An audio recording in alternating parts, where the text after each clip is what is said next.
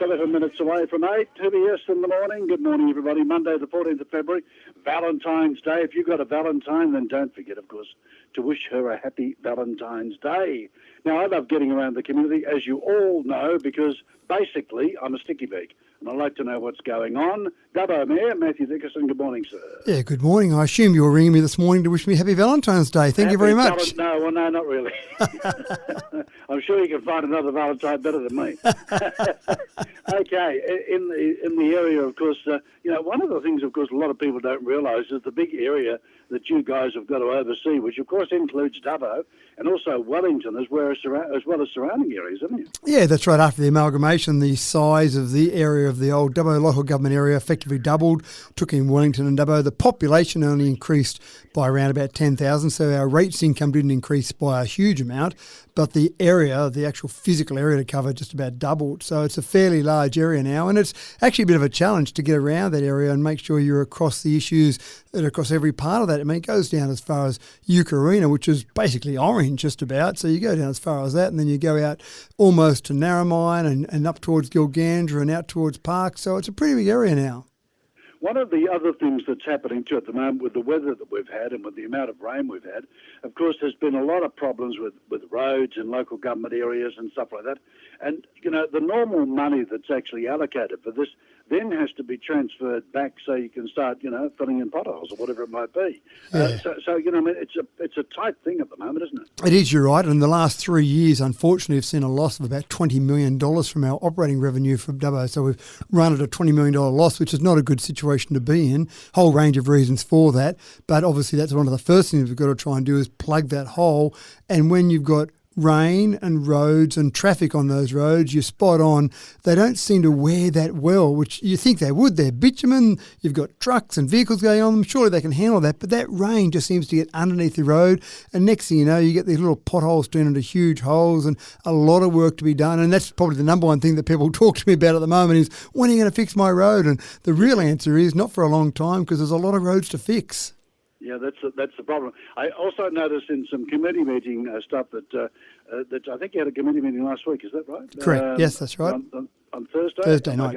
Yep. Yeah. I tell you what, there's a lot of development and stuff going on. Yeah, there's a lot of development. $186 million in development, the DAs that have been approved over the last 6 months. So that's a good sign. Some of those, obviously, there's some larger developments in there. When you get that sort of number, then you're getting some bigger developments in there, tens, 20s of millions of dollars, which is fantastic. But I think that's a sign that as we're starting to come out of this pandemic, people are really keen to do things. And it's actually been good. I actually did an analysis a few months ago, Kerry, on one of the things, or one of the reasons I was trying to work out as to why we're having so much money being spent in regional areas. But when you look at the tourism dollar, we spend on average, non-pandemic years, about $6 billion more going overseas than people coming to visit us. So when we haven't been able to travel, that $6 billion has stayed in this country, and we've done really well regionally, where some of that money that might have been spent going over to Paris or going to the French Riviera has now been spent coming out to regional areas. So I think we've done really well. The challenge for us now, as we come out of the pandemic, is how do we keep holding on to some of that money? Yeah, very much so. One of the other interesting things, facts that got nothing to do with council, but one of the interesting facts that I found the other day in talking to some of the principals of the schools, like Scots All Saints and, St Stanley's and places like that, was the amount of boarders that are actually coming out of the metropolitan areas with people saying, we don't want our kids brought up here, so we'll send them to boarding schools west of the mountains. They're bulging at the seams. Well, look, that can't be a bad thing, can it? Because people in Sydney sometimes grow up, dare we say, a little bit sheltered, maybe a little bit ignorant to life outside those big cities. So if we can get some of those people out to regional areas during their educational years, then who knows what happens? They might go to university in regional areas, or even if they go to university in metro areas, they might be thinking, gee, it wouldn't be bad to get back to those regional areas. My heart is out there. I really love them.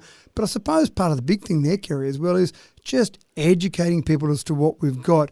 The number of times I've talked to people and they've said, oh, gee, how much dirt do you have down the main street? Do you have 6-shooters at 10 paces in the main street of Dubbo? I mean, I'm going a bit too far there, but people have this crazy impression that we live kicking clods of dirt down the main street and we're all farmers. I mean, I show people all the time my soft little hands and say, look at those, they've never done a farming day's work in their life. But we don't realise in the city, I don't think they realise that people out here have modern metropolitan cities that we're living in. We've got theatres, we've got boarding schools you've just mentioned, we've got cinemas, we've got coffee. I mean, all these wonderful things that we've got, people in Sydney don't realise.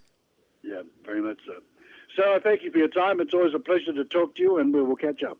Thanks very much, Gary. Talk to you in a couple of weeks. Thanks for that. Matthew Nicholson there, Dubbo Mayor.